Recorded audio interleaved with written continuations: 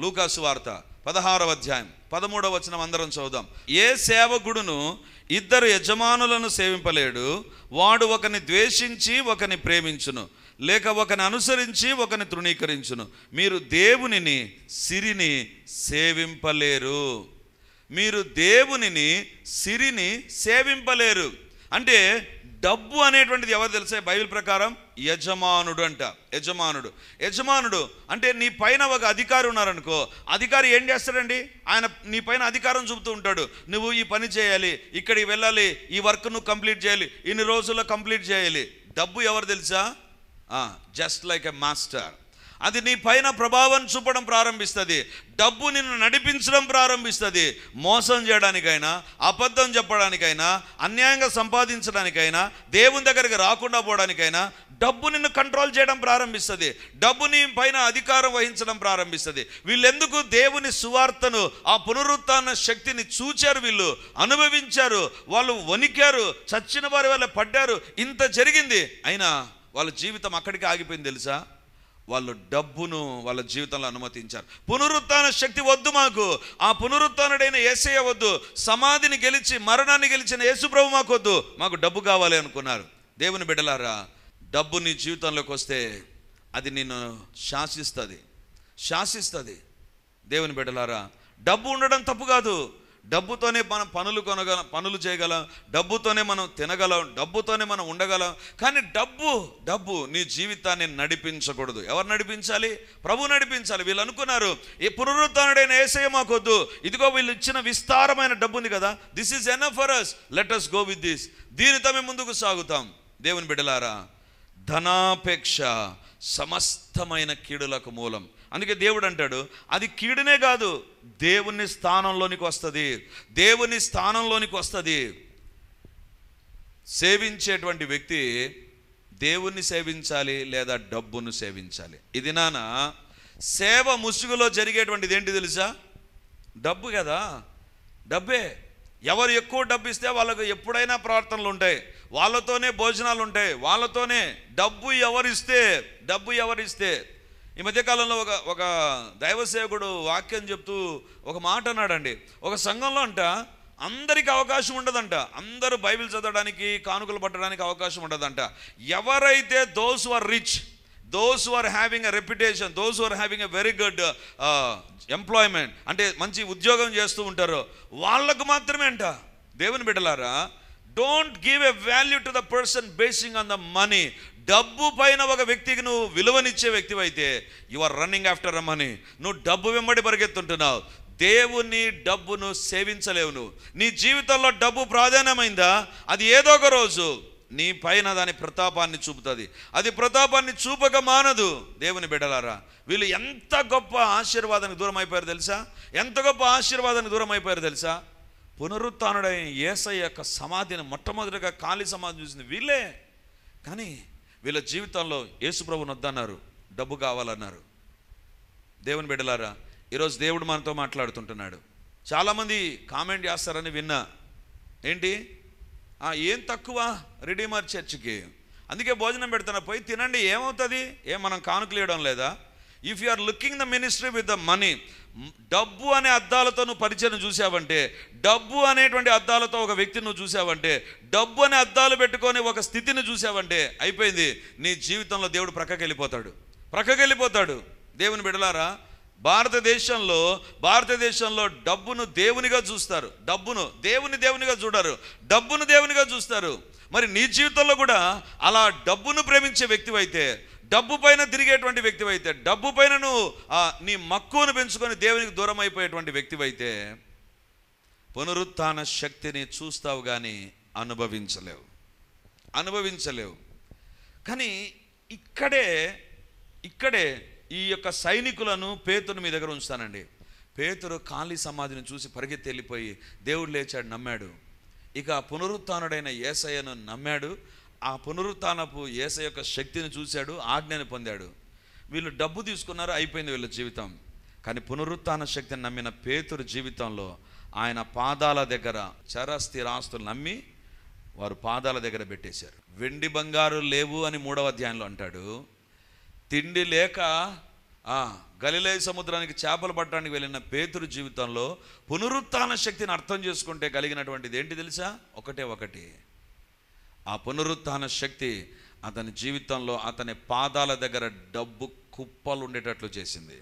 ఈరోజు if you are not loving the lord and if you are the person to love the money, డబ్బును ప్రేమించే వ్యక్తివైతే, డబ్బును నువ్వు అత్యధికమైన ప్రాధాన్యత ఇచ్చేటువంటి వ్యక్తివైతే దేవుడు చూస్తూ ఉంటాడు. ప్రభువును, సిరిని మనం సేవింపలేం. ఇది నాన్న ఒక స్టేజ్కి వచ్చిన తర్వాత డబ్బు ఒక పరిచర్య నడిపిస్తుంది, డబ్బు ఒక సేవకుని నడిపిస్తుంది. దేవుని బిడ్డలారా, పరిచర్యకు వచ్చిన తర్వాత నేను దేవుని దగ్గర తీర్మానం చేస్తుంది ఒకటే, ఎవరికైనా నేను డబ్బు ఇవ్వాలంటే అది ఆలస్యం చేయకుండా నేను ఇవ్వాలి ప్రభువా, ఆలస్యం చేయకూడదు ప్రభువా. అందుకే ఎవరైనా పరిచర్యలు ఏదైనా ఖర్చు పెట్టారని నేనే ఫోన్ చేస్తా, ఎంత ఖర్చు పెట్టారు, ఎంత. ఎందుకంటే డబ్బు నా జీవితాన్ని నడిపించకూడదు, ఇంకొక విషయం చెప్పనా, ఒక ఆత్మీయ సూత్రాన్ని మీకు చెప్తాను. డబ్బును గురించి ఆలోచన చేసావంటే డబ్బు నీ దగ్గరికి రాదు. డబ్బును గురించి ఆలోచించడం ప్రక్కన పెట్టి ప్రభు పైన నువ్వు ఆధారపడు, డబ్బు వెతుక్కుంటూ వస్తుంది నీ దగ్గరికి, డబ్బు వెతుక్కుంటూ వస్తుంది. కానీ ఉదయం లేచిన నుంచి నాకు డబ్బు లేదు, నాకు డబ్బు ఎట్లా, నేను డబ్బు పొందాలంటే ఏం చేయాలి? If your concentration is only on a money, అది దానికి బైబిల్లో వ్రాయబడింది కదా, దానికి రెక్కలో ఎగిరిపోయినట్టు కనపడుతుంది. దానికి అంటే డబ్బు లేనట్టుగానే అనిపిస్తుంటుంది నీకు. కానీ డబ్బును గురించి ప్రక్కన పెట్టి దేవుడు నా పోషకుడు, నన్ను పోషిస్తాడు, ఆయన నా వైపు చూస్తున్నాడు, ఆకాశ పక్షులను పోషించే దేవుడు నన్ను పోషించడా అని దేవుని వైపు నువ్వు చూస్తే, దావీదు అంటాడు కదా, కృపాక్షేమములు నా వెంట ఉన్నాయి, నేను దాని వెంట లేను. I don't follow, they will follow me. నేను కాపరి నా దగ్గర పెట్టుకొని ఆయనను వెంబడిస్తుంటే కృపాక్షేమాలు నా వెంట వస్తాయి. నువ్వు తక్కువగా డబ్బు విషయం దేవుణ్ణి అడిగి ఎక్కువగా దేవుని నమ్మేటువంటి వ్యక్తివైతే నీ జీవితంలో దేవుడు బాధ్యత వహిస్తాడంతే. దేవుని బిడ్డలారా, ఇప్పుడు ఒక మాట చెప్పండి నాకు. యేసు ప్రభు చనిపోయిన తర్వాత యోహాను సువార్త 21వ అధ్యాయంలో పేతురు చేపలు పట్టడానికి ఆ తిబెరే సముద్రంకి వెళ్ళి వల వేశాడు. ఆ వల తర్వాత ఖాళీతనం ఏర్పడింది. ఖాళీతనం వచ్చిన తర్వాత అతని జీవితంలో యేసు ప్రభు కొన్ని పాఠాలు నేర్పించాడు. ఆ తర్వాత ఎప్పుడైనా పేతురు కానీ శిష్యులు కానీ తిబెరే సముద్రానికి వెళ్ళి చేపలు పట్టారా? లేదు. ఎందుకు తెలుసా? తెలుసుకున్నారు వాళ్ళు. డబ్బు ఉండేది గలిలయ సముద్రంలో కాదు, బిజినెస్లో కాదు, ప్రభు దగ్గర ఉంది. ప్రభువా, నువ్వు మా పోషకుడుగా ఉండు ప్రభువా. చేపలు పట్టకుండా 21వ అధ్యాయం యోహాను సువార్త 21వ అధ్యాయంలో చేపలు పట్టిన వాళ్ళు ఎవరు ఉన్నారు? తోమా ఉన్నారు. ఆ తోమా అనుకున్నాడు డబ్బు ఉంటేనే కదా. కానీ ఆ తర్వాత డబ్బునిచ్చే దేవుని వైపు చూశాడు కాబట్టి భారతదేశానికి వచ్చాడు. ఇప్పుడు మనం భారతదేశంలో నుంచి వెళ్ళాలి ఇశ్రాయేల్ దేశానికంటే ప్రభుత్వం ఏదన్నా మనకు సపోర్ట్ చేయాలి, లేకపోతే మన మంచి ఉద్యోగం చేసి మంచి డబ్బులు సంపాదించిన వాళ్ళమైతే అప్పుడు వెళ్ళగలం. కానీ ఇవేం లేవు. తోమాకు ఉద్యోగం లేదు, ఏమీ లేదు. ఈ కేమ్ ఆల్ ద వే 25 సంవత్సరాల క్రిందట ఆ దోణి దగ్గర వదిలిపెట్టేశాడు. డబ్బు పైన ఉండేటువంటి కాంక్ష ప్రభు పైన పెట్టుకున్నాడు. దేవుణ్ణి సేవించడం ప్రారంభించాడు. డబ్బు వెంబడించడం ప్రారంభించింది. వచ్చిందేమో కేరళకు, బర్మాకి వెళ్ళాడు, పంజాబ్కి వెళ్ళాడు, పంజాబ్లో కూడా కాశ్మీర్కి వెళ్ళాడు. ఇన్ని భారతదేశం అంతా తిరిగారు. ఇప్పుడు మీరు చెప్పండి, ఇక్కడ ఉన్న వాళ్ళు ఎంతమంది తిరిగారు? బర్మాకు, పంజాబ్కి వెళ్ళారా? కానీ ఏమీ లేదు. తోమా వెళ్ళిపోయాడు. నో యువర్ గాడ్, నీ దేవుడు నీ పోషకుడు అని నమ్మితే ఆయన నీ ప్రతి అవసరం తీరుస్తాడు. కానీ డబ్బు నా జీవితంలో, డబ్బు కోసం పరిగెత్తు. ఒకవేళ డబ్బు కోసం నువ్వు అక్రమ మార్గాలు, వడ్డీ వ్యాపారాలు, లేకపోతే సులువుగా డబ్బును సంపాదించడం, ఏదో మోసం చేసి డబ్బు ఇవన్నీ నీ జీవితంలో వచ్చాయంటే ధనాపేక్ష సమస్తమైన కీడులకు మూలం. దేవుని బిడ్డలారా, 4 రాళ్ళు ఎన్నికేసుకుందామని కాదు, 4 రాళ్ళు కాదు, దేవుని వైపు చూస్తే ఆయన నిన్ను నడిపించగలడు. పునరుత్థాన శక్తి ఎందుకు వీరు కోల్పోయారు తెలుసా? వాళ్ళు చూచారు. They are the first eye witness, but they are miserably failed. ఇప్పుడు వాళ్ళ చేతుల్లోకి విస్తారమైన డబ్బు వచ్చినప్పుడు, నీ జీవితాల్లో డబ్బు కోసం ప్రార్థన చేయడం తప్పు కాదు, డబ్బు దేవుని అడగడం తప్పు కాదు, డబ్బు పైనే నీ దృష్టి పెట్టుకోవడం, డబ్బు మాత్రమే నీ జీవితాల్లో నేను నడిపించాలనుకోవడం, డబ్బును మాత్రమే కలిగి ఉండాలని ఆశపడ్డం, డబ్బు ఉంటేనే కదా అన్నీ ఉంటాయని డబ్బు పైన నీ దృష్టి ఉంచి దేవునికి దూరం కావడం, వాక్యానికి, పరిచర్యకు, సేవకు, దేవుని దగ్గరికి రావడానికి దూరం అయిపోయామంటే అది కీడుగా మన జీవితాల్లో మారిపోతుంది. అది మారిపోతుంది. ఈరోజు దేవుడు మనతో మాట్లాడుతుంటున్నారు. This is the first reason they could not enjoy the power of resurrection. పునరుత్థాన శక్తిని వాళ్ళు అనుభవించలేదు. కానీ ఒక మాట మాత్రం చెప్తానండి, డబ్బు కోసం దేవుని దగ్గర అడగడం తప్పు కాదు. దేవా నన్ను ఆర్థికంగా దీవించు, నన్ను ఆశీర్వదించు, నా చేతుల్లో డబ్బు ఉండాలి ప్రభా అని దేవుని దగ్గర అడిగి ఇక నువ్వు చేయవలసిన ప్రయత్నం ఏదో చేయి, అంతే తప్ప టూ మచ్గా డబ్బు పైన నువ్వు ఆధారపడ్డావంటే అది నీ జీవితంలో నష్టాన్ని తీసుకొని వస్తుంది. శిష్యులు ఎవ్వరు ఉరి పెట్టుకోవాలా, ఒక యూదా ఇస్కరియోతే ఉరి పెట్టుకొని చచ్చిపోయాడు. ఎందుకు తెలుసా? 30 వెండి నాణాలు కోసం వెంపర్లాడాడు. యేసుప్రభువుని అప్పగించడానికి కూడా డబ్బును కోరుకున్నాడు. దేవుని బిడ్డలారా, ఈరోజు దేవుడు మనతో మాట్లాడు. రెండవదిగా వీళ్ళ జీవితంలో ఉన్నటువంటిది ఏంటి తెలుసా? చూడండి, అదే మత్తయి సువార్త 28వ అధ్యాయం 13, 14, 15 చదువుదాం. ఆలోచన చేసి ఆ సైనికులకు చాలా ద్రవ్యం ఇచ్చి, మేము నిద్రపోవచ్చుండగా అతని శిష్యులు రాత్రివేళ వచ్చి అతనిని ఎత్తుకొని పోయిరని మీరు చెప్పుడి. ఇది అధిపతి చెవినబడిన ఎడల మేము అతన్ని సమ్మతిపరచి మీకేమీ తొందర కలగకుండా చేతుమని చెప్పిరి. అప్పుడు వారు ఆ ద్రవ్యము తీసుకుని తమకు బోధింపబడిన ప్రకారము చేసిరి. ఈ మాట యూదులలో వ్యాపింప నేటి వరకు ప్రసిద్ధమై ఉన్నది. ఈ మాట యూదులలో వ్యాపించి నేటి వరకు ప్రసిద్ధమై ఉన్నది. రెండవదిగా వాళ్ళు చేసినటువంటిది ఏంటి తెలుసా? జరిగింది ఒకటైతే ఇంకొక దాన్ని ప్రచారం చేశారు. ఒక లేని వార్తను వాళ్ళు పుట్టించారు, లేనటువంటి ఒక సమాచారాన్ని తీసుకొని వచ్చారు.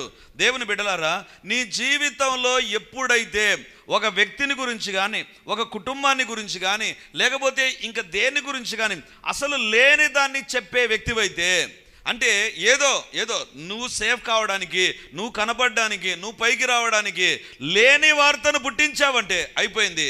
నీ జీవితంలో పునరుత్థాన శక్తి పనిచేయదు. వీళ్ళు ఏం చేశారు తెలుసా? డబ్బు తీసుకోవడం మాత్రమే కాదు, వీళ్ళు చేసిన పని అందరికీ పోయి ప్రకటించారంట. మేము నిద్రపోతూ ఉండగా శిష్యులు వచ్చి తీసుకెళ్ళిపోయారు.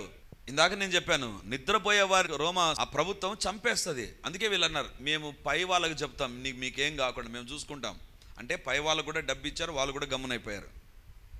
ఇప్పుడు వీళ్ళు ఏం చేశారు తెలుసా? ఇశ్రాయేలు దేశంలో కనబడిన వాళ్ళందరికీ చెప్పడం ప్రారంభించారు. సులువు కదా, మాటకి ఏం ఖర్చు ఉంటుంది? యేసుప్రభుని మేము ఆడుంటే వాళ్ళ శిష్యులు ఎత్తుకొని పోయినారు, అందుకే యేసుప్రభు సమాధి ఖాళీగా ఉంది. నేటి వరకు శిష్యులు ప్రకటించినా యూదులు నమ్మకుండా ఉంటున్నారు. ఎందుకు తెలుసా? లేని వార్తను ఒకటి పుట్టించారు. నీ జీవితంలో ఎప్పుడైతే ఇతరులను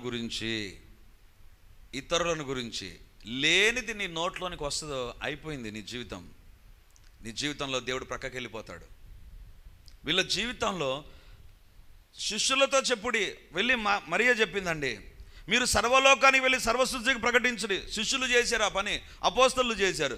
వీళ్ళు ఏం చేశారో తెలుసా? వాళ్ళ కళ్ళకు కనబడినటువంటి పునరుత్థానాన్ని చెప్పడంలా ఆ ప్రధాన యాజకులు, శాస్త్రులు ఇచ్చిన డబ్బుతో లేని వార్తను పుట్టించడం ప్రారంభించారు. దేవుని బిడ్డలారా, మన జీవితాల్లో, మన కుటుంబాల్లో సమస్యల కారణం ఏంటి తెలుసా? మన జీవితాల్లో మనం నష్టపోయేటువంటి పరిస్థితి ఏంటి తెలుసా? లేని వార్తను ఎవరినో ఒకరిని దించడానికి, ఎవరినో ఒకరికి తప్పుగా ప్రొజెక్ట్ చేయడానికి లేని వార్తను పుట్టించామా అయిపోతుంది. అది ఎలాంటిది తెలుసా? అది నీకు మంచిగానే ఉండొచ్చు, అది నీ టాలెంట్ కావచ్చు, అది నువ్వు చేసేటువంటి సులువైనటువంటి పని కావచ్చు. కానీ దేవుడు అంటాడు అది ఎలాంటిది తెలుసా? సామెతల గ్రంథం 6వ అధ్యాయం 16వ వచనం 17, 19 చదువుదాం. యెహోవాకు అసహ్యములైనవి 6 గలవు, 7 ఆయనకు హేయములు. 6వ అధ్యాయం సామెతలు 17వ వచనం. అవేవనగా అహంకార దృష్టియు, కల్లలాడు నాలుకయు, నిరపరాధులను చంపు చేతులను. 19వ వచనం. లేని వాటిని పలుకు అబద్ధ సాక్షి. లేనిటి ఒకటి పలికేటువంటి అబద్ధాన్ని సాక్ష్యంగా చెప్పే వ్యక్తి ఎవరైతే ఉంటారో వాళ్ళ జీవితంలో ఏం కలుగుతుందో తెలుసా? ప్రజల దగ్గర అతను చెప్పిన మాట సరిగా ఉండవచ్చేమో, కానీ బైబిల్ చెప్తుంది యెహోవాకు అసహ్యం. ఒక వ్యక్తి ఇంకొక వ్యక్తి పైన లేని వార్తను పుట్టించిందా? దేవుని యొక్క వాక్యంలో వ్రాయబడింది. ఆ వ్యక్తి జీవితం అందరికీ బాగా కనపడవచ్చు, కానీ దేవునికి అసహ్యంగా కనపడుతుంది. వాళ్ళిట్లా వీళ్ళిట్లా అని చెప్పడం చాలా సులువైపోతుంది. కానీ ఆ తర్వాత నీ జీవితంలో మనశ్శాంతి ఉండదు. ఆ తర్వాత నీ జీవితంలో దేవుడు ప్రార్థనలకు జవాబు ఇవ్వడు, దేవుని సన్నిధి ఉండదు, ఏదో కొరత ఉంటుంది, కొదవ ఉంటుంది, ఏదో మనశ్శాంతి లేని పరిస్థితి ఉంటుంది. ఎందుకు తెలుసా? అబద్ధ సాక్ష్యం ఒకటి చెప్పావు, లేని వార్తను పుట్టించావు, దేవుడు ప్రక్కకి వెళ్ళిపోయాడు, సాతాను ఆధీనంలోకి వచ్చేసి ఉంటావు. దేవుని బిడ్డలారా, ఈ నాలుకకు ఉండేటువంటి లక్షణం ఏంటి తెలుసా? బహుగా అదిరిపడుతుంది. అంటే అదిరిపడడం అంటే ఏంటి? నాలుకకు వణుకుడు రోగం వస్తుందనా? కాదు. నాలుక బహుగా అదిరిపడుతుంది అంటే తక్కీమని లేని దాన్ని ఒకటి చెప్పేస్తుంది. ఎవరిపైన నింద వేయడం చాలా సులువు, ఎవరినైనా తప్పు పట్టడం చాలా సులువు, లేనిది ఒకటి చెప్పడం చాలా సులువు అయిపోతుంది. సాతాను అంటాడు, సూపర్ చెప్పేసాను, ఏం టాలెంట్, అసలు ఈ టాలెంట్, ఈ తలంపు ఎట్లా వచ్చింది నీకు? కొంతమంది చూస్తుంటే కనపడుతుంటుంది కదా, వినపడుతూ ఉంటుంది, తెలుస్తూ ఉంటుంది, అరే అసలు ఈ తలంపు ఎట్లా వచ్చి ఉంటుంది వీళ్ళకు, ఈ తలంపు ఎట్లా వచ్చి ఉంటుంది? దేవుని బిడ్డలారా, ఈ తలంపు ఎట్లా వస్తుందంటే ఎవరితో ఎక్కువ సహవాసం చేస్తారో వాళ్ళకు వస్తుంది. ఎవరితో? సాతానుతో. ఇది నిజమా అని చెప్పినటువంటి సాతాను హవ్వను తినిపించిందండి. నాకు అనిపిస్తుంది ఆదాము దగ్గరికి పండు తీసుకొని పోయింటుంది హవ్వ. ఊహించుకోండి, ఆదాము దగ్గరికి పండు తీసుకొని, ఆదాము అంటే ఈ పండు తినకూడదు కదా. హవ్వ కంటే చాలా రోజులు, మరి ఆదాము క్రియేట్ అయిన ఎన్ని రోజులకు హవ్వ క్రియేట్ అయిందో నాకు తెలియదు, ఎంతకాలానికి క్రియేట్ అయిందో. దేవుడు తయారు చేశాడు హవ్వను. కానీ ఆదాము ఎక్కువ సార్లు ఆ పండును చూసింటాడు. ఇప్పుడు ఆదాము దగ్గర తీసుకొని వచ్చిన ఆ హవ్వ ఏమనంటే తెలుసా? నేను తిన్నా, ఏమైంది? ఏం కాల, నువ్వు తిను, ఏం కాల, నువ్వు తిను. దేవుని బిడ్డలారా, దేవుడు వద్దనది ఎందుకు చేసింది తెలుసా? ఒక లేని వార్తను పుట్టించే సాతాను అక్కడికి వచ్చాడు, సాతానుతో సహవాసం చేసింది, పాపము చేయడానికి ఆస్కారం అయిపోయింది. అందుకే దేవుడు ఏమంటాడు తెలుసా? మీలో పాపం లేనివాడు రాయండి. అంటే దాని అర్థం ఏంటి తెలుసా? పాపం చేసే వాళ్ళ దగ్గర రాళ్ళు చాలా ఎక్కువ ఉంటాయి. వాళ్ళు ఇట్లా, వీళ్ళు ఇట్లా, ఆ కుటుంబం ఇట్లా. ఈ రాళ్ళు వేసే బ్యాచ్ ఎవరు తెలుసా? వాళ్ళ చేతుల్లో రాళ్ళు ఎందుకు ఉంటాయి తెలుసా? వాళ్ళల్లో పాపం ఎక్కువగా ఉంటుంది. వీళ్ళు ఏం చేశారు తెలుసా? వాళ్ళ చేతి నిండా రాళ్ళు పెట్టుకున్నారు. యేసు ప్రభు లేలా, యేసు ప్రభుని శిష్యులు ఎత్తుకొని పోయారు. యేసు ప్రభు సమాధి ఖాళీగా ఉందంటే శిష్యులు కిడ్నాప్ చేశారు. అంతే, నేటి వరకు ప్రచారంలో ఉంది. ఇప్పటికి కూడా యేసు ప్రభుని వాళ్ళు నమ్మరు కదా. ఎందుకు తెలుసా? ఆ ఒక్క ప్రచారం. దేవుని బిడ్డలారా, అందుకే దేవునికి అసహ్యం అని ఎందుకంటాడు తెలుసా? ఒక్కసారి వాళ్ళు పలికినటువంటి మాట ఇన్ని వేల సంవత్సరాలైనా వాళ్ళపైన ప్రభావం చూపుతూనే ఉంది. ఒక లేని వార్తను పుట్టించావంటే దాని ఎఫెక్ట్ ఎలాంటిది తెలుసా? నువ్వు అనుకుంటావు అది కొద్ది కాలమే, కానీ ఎంత దూరం వెళుతుందో నీకు తెలియదు, ఎంత కాలం అది పనిచేస్తుందో నీకు తెలియదు. అందుకే దేవుడు అంటాడు, అసహ్యమైన ఉన్నాయి నాకు. అదేంటంటే ఎవరి జీవితంలో అయితే లేని వాటిని పలుకుతారో, అబద్ధాన్ని పలుకుతారో. ఈరోజు దేవుడు మనతో మాట్లాడుతున్నాడు. వీళ్ళ జీవితంలో ఉన్నటువంటి భయంకరమైన రెండవది ఏంటి తెలుసా? యేసు ప్రభు లేచినా లేయలేదు, యేసు ప్రభు సమాధిని గెలిచినా గెలవలేదు, యేసు ప్రభు తనంతట తాను లేచినా శిష్యులు ఎత్తుకొని పోయారు. దేవుని బిడ్డలారా, ఒక వ్యక్తి లేని వార్తను పుట్టించాడంటే ఆ వ్యక్తి దగ్గర కూర్చొని ఇన్ డీటెయిల్గా ప్రశ్నించామంటే అన్ని తప్పులు దొరికిపోతాయండి. Very simple. అందుకే వాళ్ళు చాలా దొరకకుండా తిరుగుతూ ఉంటారు తెలుసా? దొరకకుండా అంటే ఇంక్లూడింగ్ నా గురించి కూడా చెప్తున్నా, నేనేదో ఎవరిని గురించో చెప్పడంలా. లేని వార్తను ఒకళ్ళు నేను పుట్టించింటే తప్పించుకొని తిరుగుతూ ఉంటా. దేవుని బిడ్డలారా, వీళ్ళని అడుగుదాం, కూర్చోబెట్టి అడుగుదాం. ఈ ఎంతమంది సైనికులు యేసు ప్రభువుని శిష్యుని ఎత్తుకొని పోయినారు కదా, ఎత్తుకొని పోయినారా? ఎత్తుకొని పోయినారు, మేము ఎత్తుకొని పోయడం చూసాం. మళ్ళీ ఎక్కడుంది ఆ శరీరం? ఆ ప్రశ్నకు వాళ్ళ దగ్గర సమాధానం ఉంటుందా? లేదు. ఎత్తుకొని పోయినారు అంతే. ఇంకా కావాలంటే మీరు ఎత్తుకోపోండి, ఉంది ఎక్కడో చోట ఉంటుంది అది. శిష్యులు మీరు ఫాలో అయ్యారంటే ఉంటుంది, ఏదైనా చెప్తారు వాళ్ళు. దేవుని బిడ్డలారా, మన జీవితంలో నీ చేతుల్లోకి రాళ్ళు కాదు రావాల్సింది, ఇతరుల మీద వేయడానికి. నీ చేతనైతే ప్రార్థన చేయి, అదర్వైజ్ బి సైలెంట్. లేకపోతే ఏం జరుగుతుందో తెలుసా? దేవుని దృష్టిలో అసహ్యమైన వ్యక్తులుగా మారిపోతాం మనం. మనుషుల దృష్టిలో విల్ బి వెరీ గుడ్, మనుషుల దగ్గర చాలా బాగుంటాం. కానీ లేని వార్తను పుట్టించే వ్యక్తి అతని జీవితంలో అసహ్యంగా మారిపోతాడు. వీళ్ళ జీవితంలో ఎందుకు దేవుని శక్తిని చూడలేకపోయారంటే దీస్ ఆర్ ద 2 reasons. ఒకటి, they loved money more than the resurrection power of Jesus. యేసు ప్రభు పునరుత్థాన శక్తి కంటే మించి వీళ్ళు డబ్బును ప్రేమించారు. యేసు ప్రభు పునరుత్థాన శక్తి కంటే లేని వార్తను పుట్టించారు. ఈరోజు మన జీవితాల్లో పునరుత్థానుడైన దేవుడు సైలెంట్గా ఉండడానికి కారణం ఈ రెండేమో ఆలోచించండి. ఒకటి, if you are loving money more than your God, God will be silent. If you are loving tale bearers, if you are అంటే లేని వార్తను పుట్టించే వ్యక్తివైతే అయిపోయింది దేవుని దృష్టిలో. అసహ్యమైన వ్యక్తిగా నేను ఉంటాను, నువ్వు ఉంటావు. దేవుని బిడ్డలారా, ఈరోజు దేవుడు మనతో మాట్లాడుతుంటున్నాడు. ఒకానొక సందర్భంలో ఒక స్థలానికి నేను ప్రార్థనకని వెళ్తే ఆ స్థలంలో జరిగినటువంటి సంఘటన ఏంటంటే, కొంతమంది వ్యక్తులు ప్రార్థనకు నా దగ్గరికి వచ్చారు. నా దగ్గర అనేక విషయాలు వారు మాట్లాడారు. మాట్లాడిన తర్వాత వాళ్ళు వెళ్ళిపోయారండి. వాళ్ళు వెళ్ళిపోయిన తర్వాత వాళ్ళు చెప్పిన మాటలు నన్ను చాలా కలతకు గురి చేశాయి. చాలా డిస్టర్బ్ అయిపోయాను. ఎందుకంటే అక్కడ జరిగిన పరిస్థితులు, వాళ్ళ దగ్గర వాళ్ళ ప్రాంతాల్లో జరుగుతున్నటువంటి సేవా కార్యక్రమాలు, ఎవరు ఏ రకంగా సేవ చేస్తున్నారు, ఇవంతా విన్నప్పుడు ఇట్ వాస్ లిటిల్ డిస్టర్బింగ్, చాలా డిస్టర్బింగ్గా ఉన్నాయి. సో సాయంత్రం పరిచర్యకు నేను సిద్ధపడుతూ ఉంటే దేవుని బిడ్డలారా, జరిగిన విషయం ఏంటి తెలుసా? దేవుడు ఇదే సందేశం ఇచ్చాడు. అంటే లేని వార్తను పుట్టించకూడదు. That was the main topic of that message. ఎప్పుడైతే ఆ సందేశాన్ని నేను అందించానో, సందేశం అందించి చివరిలో నేను ఇట్లా చూస్తే, ఏ బ్యాచ్ అయితే ఉదయం నా దగ్గరకు వచ్చి చెప్పారో వాళ్ళు అక్కడ కూర్చోన్నారు. అబ్బా, ఎంత ఇన్కన్వీనియంట్ అయిపోయిందంటే నాకు. అది ఏ రకంగా ఉందంటే, వాళ్ళు చెప్పిన దానికి నేనేదో ఇక్కడ కౌంటర్ ఇచ్చినట్టుగా ఉంది. అంటే వాళ్ళు ఏదో చెప్పారు, వాళ్ళు చెప్పిన దాని గురించి నేను ఏదో చెప్పానే అని చాలా బాధేసింది నాకు. అరే ప్రభా, కానీ లోపల ఒక సంతోషం. దేవా, నువ్వు చెప్పిన వాక్యం ఇది, నువ్వు ఇచ్చిన వాక్యం నేను చేశాను. దేవుని బిడ్డలారా, ఆ తర్వాత ప్రార్థన అయిపోయిన తర్వాత నా టెన్షన్ అంతా ఏంటి తెలుసా? వాళ్ళు ప్రార్థనలో ఉన్నారా, వెళ్ళిపోయినారా? వాళ్ళు ఒకవేళ హర్ట్ అయింటే చూస్తే వాళ్ళు లేరు. అర్థం ఏంటి? ఇంకా వాళ్ళు మనసులో నొచ్చుకొని ఇంకా నా గురించి తిట్టుకొని, పనికిమాలను చెప్పినాము, సందేశంలో చెప్పినాడు, అంతా లేనిపోదంతా మా పైన చెప్పినాడు అనుకుంటారు. సరే తిట్టుకోనిలే ప్రభా, మనం అంటాం కదా ధర్మమే జయం, ఏదో జరగనిలే ప్రభా అనుకున్నాను. దేవుని బిడ్డలారా, ఒక వారం తర్వాత వాళ్ళ దగ్గర నుంచి ఫోన్ వచ్చింది నాకు. ఏమని ఫోన్ వచ్చింది తెలుసా? ఆ ఫోన్ వస్తాను అనుకున్నా, ఇంకా వీళ్ళు నాకు క్లాస్ బిగుతారు, మీకు చెప్పింది దీని విషయమే కదా అని నా క్లాస్ బిగుతారు అని నేను అనుకుంటే, విషయం ఏంటి తెలుసా? ఫోన్ చేసి, బ్రదర్ మీ డేట్స్ మాకు కావాలి, మీరు మా ఊర్లో మీటింగ్ పెట్టడానికి, మా సంఘంలో ఉజ్జీవ కూడికలు పెట్టడానికి మీరు రావాలి. నేను షాక్ అయిపోయినా. ఎందుకు షాక్ అయిపోయినా అంటే, వాళ్ళు నన్ను అడగొచ్చు, ఏం బ్రదర్ మీకు చెప్తే మీరు దాన్ని గురించి నేరుగా మాతో చెప్పొచ్చు కదా, సందేశం ఎందుకు చెప్పాలి అనాలి వాళ్ళు.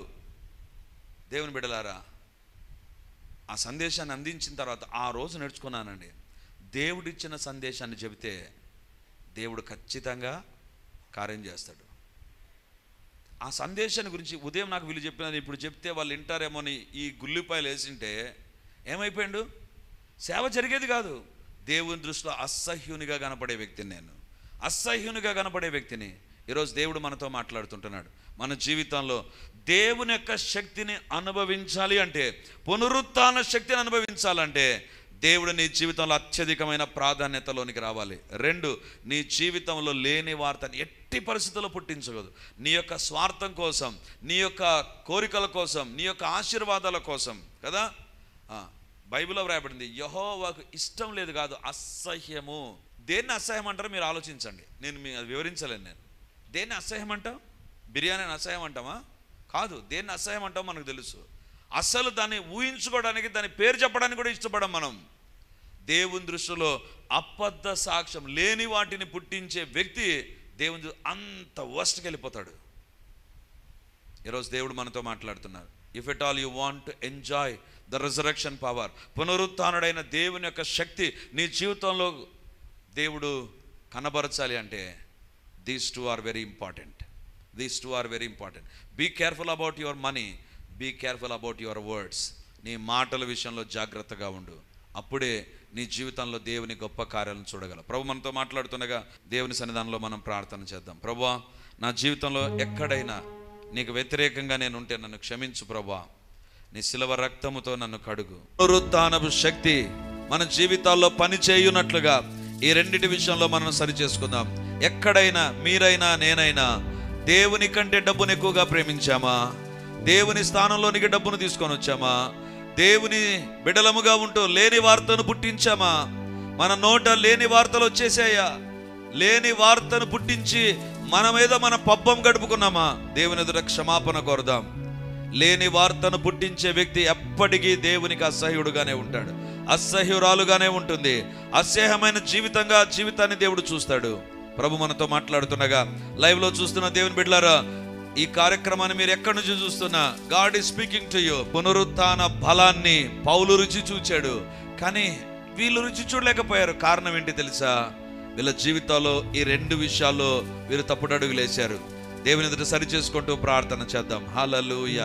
గొప్ప దేవానికి వందనాలు, సైన్యములకు అధిపతివైన దేవానికి స్తోత్రాలు, అద్వితీయ సత్య దేవానికి వందనాలు, ఆశ్చర్యకరుడానికి స్తోత్రాలు, బలవంతుడానికి వందనాలు తండ్రి, మహిమ కలిగినటువంటి దేవానికి వందనాలు. మీరు ఏ సందేశాన్ని నాకు అందించారో అది నేను అందించాను ప్రభా. యేసయ్యా, మా జీవితాల్లో ప్రభా పునరుత్థాన శక్తిని ప్రభా మేము పొందుకోలేకపోవడానికి, పునరుత్థాన శక్తి యొక్క దీవెనలు మా జీవితాల్లో రాకపోవడానికి, పునరుత్థాన శక్తి మా జీవితాల్లో దూరం కావడానికి నాయనా, మా జీవితాల్లో దేవుని స్థానంలోనికి వచ్చినటువంటి వాటినే ఈరోజు మదిరి తీసుకొని వచ్చారు ప్రభా. అది డబ్బు కావచ్చు, మా మాటలు కావచ్చు, వేరొకటి ఇంకోటి ఏదైనా కావచ్చు నాయనా. నీ స్థానంలోనికి, నీకు మేమిచ్చే స్థానంలోనికి వేరొకటి ఏది వచ్చినా, వ్యక్తులు వచ్చినా తండ్రి, మా పాపాలు వచ్చినా, ప్రేమ వచ్చినా, ఏదొచ్చినా నాయనా మమ్మల్ని క్షమించండి నాయన. నీ శిలువ రక్తం మమ్మల్ని కడుగును గాక తండ్రి. ఈ 2 విషయాల్లో ఎక్కడ మేము తప్పు చేసి ఉన్నా, ఎవరం తప్పు చేసి ఉన్నా, ఎన్నిసార్లు తప్పు చేసి ఉన్నా ఈరోజు ప్రేమతో మాకు గుర్తు చేశారు ప్రభా. యేసయ్యా, నీ శిలువ రక్తం మమ్మల్ని కడుగును గాక, నీ రక్తమే మమ్మల్ని శుద్ధి చేయును గాక. పునరుత్థాన శక్తిని అనుభవించకుండా అడ్డుపడి పాపాలు మేము ఒప్పుకుంటున్నాం ప్రభా. మీ రక్తం మమ్మల్ని కడుగును గాక, మీ రక్తం మమ్మల్ని శుద్ధి చేయును గాక, మీ బలమైన ఆత్మ కార్యములు జరుగును గాక, అపవాది క్రియలు లయమైపోవును గాక. మమ్మల్ని ప్రేరేపించి మాలో పనిచేసే అపవాది శక్తుల యొక్క క్రియలు లయమైపోవును గాక. దేవా, మీరే మా కాపరిగా ఉండి మా ప్రతి అవసరము తీర్చండి ప్రభా, మా ప్రతి అవసరము తీర్చండి నాయన. అన్నిటికంటే ముందు మీకు ప్రాధాన్యతనిచ్చేవారంగా, మీకు విలువనిచ్చేవారంగా మేము ఉండునట్లుగా సహాయించండి నాయన. అపవాది క్రియలు లయపరచబడును గాక, లయమైపోవును గాక, లయమైపోవును గాక, లయమైపోవును గాక. దేవుని యొక్క మహిమను మేము చూచుదుము గాక నాయనా. పునరుత్థాన శక్తిని మేము అనుభవించకుండా తండ్రి అడ్డుపడే ప్రతి పాపాన్ని మేము ఒప్పుకొని ఉండగా, ఇప్పుడు మా ప్రాణాత్మ శరీరాల్లో, మా కుటుంబాల్లో, మా పరిచర్యలో పునరుత్థాన శక్తి పనిచేయునుగాక, పునరుత్థాన బలమును మేము చూచుదుముగాక. ప్రాణాత్మ శరీరాల్లో, కుటుంబాల్లో, ఉద్యోగ వ్యాపారాల్లో పనిచేయునుగాక, పనిచేయునుగాక.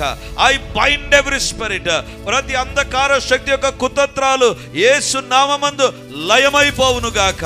దేవుని యొక్క మేలు, ఆశీర్వాదాలు మేము రుచి చూచుదుముగాక. తండ్రి, మీకే స్తోత్రాలు, మీకే వందనాలు చెల్లిస్తూ ఈ వాక్యం మా హృదయ పలకలపైన లిఖించి మహిమను పొందుమని యేసయ్య నామమందు ప్రార్థించి అడిగి పొంది ఉంటున్నాము తండ్రి.